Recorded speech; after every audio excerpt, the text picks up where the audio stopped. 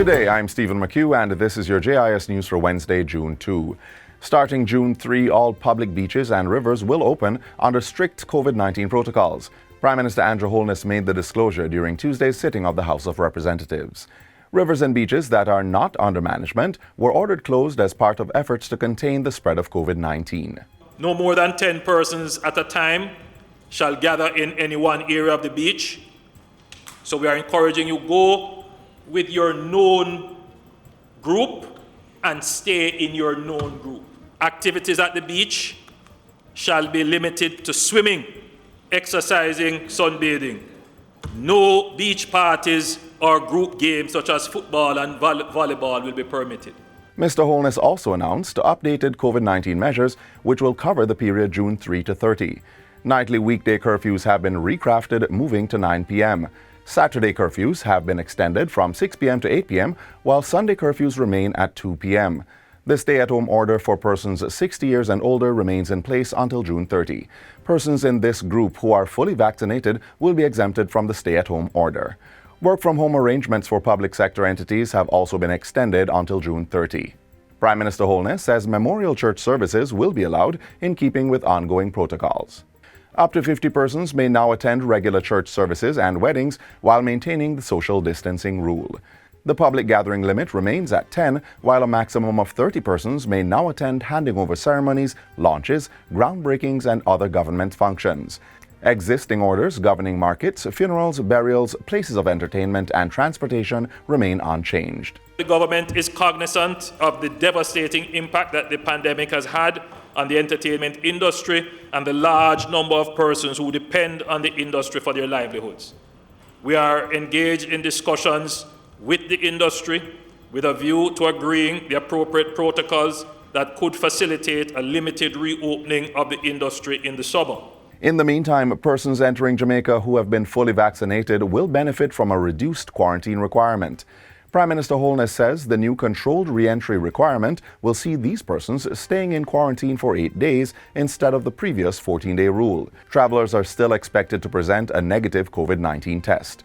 The ongoing travel ban on certain countries were updated. Given concerns about more transmissibility of variant strains of the virus, the travel restrictions for South American countries, Brazil, Chile, Peru, Colombia, Argentina, and Paraguay, as well as for India and Trinidad and Tobago, is also being extended until June 30th, 2021.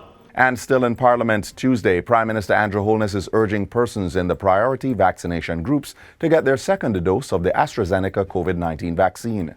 The group includes persons over 50, the security forces, healthcare workers, Department of Correctional Services, PICA, Jamaica Fire Brigade, and teachers. I must emphasize how critical it is for persons who have received their first dose of the vaccine to get their second dose. The level of protection from only one dose is significantly lower than the level provided by taking both doses, and it declines rapidly after 120 days. Mr. Holness's call comes as he and wife, Member of Parliament Juliet Holness, received their second and final dose recently. They joined the just over 22,000 Jamaicans who have received their 2 doses of the AstraZeneca COVID-19 vaccine. So far, just over 155,000 Jamaicans have received their first shot. In other news, the National Disaster Committee has been instructed to direct its attention to a number of priority areas as the country prepares for the 2021 Atlantic hurricane season. The directive came Tuesday as Prime Minister Andrew Holness launched the island's National Hurricane Preparedness Campaign under the theme Hurricane Readiness in Trying Times. The priority areas include readiness of shelters and shelter operations, cleaning of priority drain infrastructure, as well as enhanced public education and awareness. Like we have done successfully in the past year, our strategy must be to anticipate, plan, and prepare for the threat, not to panic if or when it materializes. Let's remember the tagline, disasters happen, be prepared.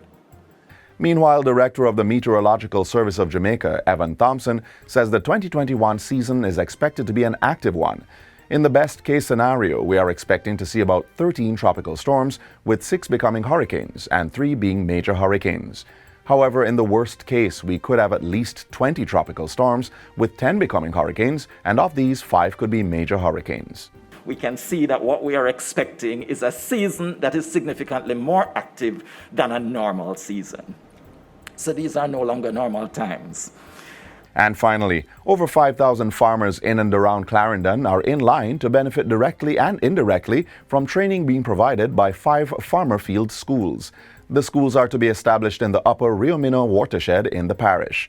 A $21.7 million contract was signed Friday for the design and implementation of the schools, which are to begin in June. Isratech Jamaica Limited will execute the 7-month project, which will see them liaising with RADA to select farmers and farms to be used for demonstration purposes. Isratech will also conduct community sensitization and awareness workshops, as well as select training sites and prepare a logistics plan. The overarching aim is to empower our farmers by providing them with the necessary knowledge and skills which will build resilience to the impacts of climate-related hazards. The farmers will be trained to disseminate their knowledge to other farmers in the communities, and this is all aimed at improving overall farming practices. The Farmer Field Schools initiative falls under the Adaptation Program and Financing Mechanism for the Pilot Program for Climate Resilience. And that's it for JIS News Today. I'm Stephen McHugh. Thanks for watching.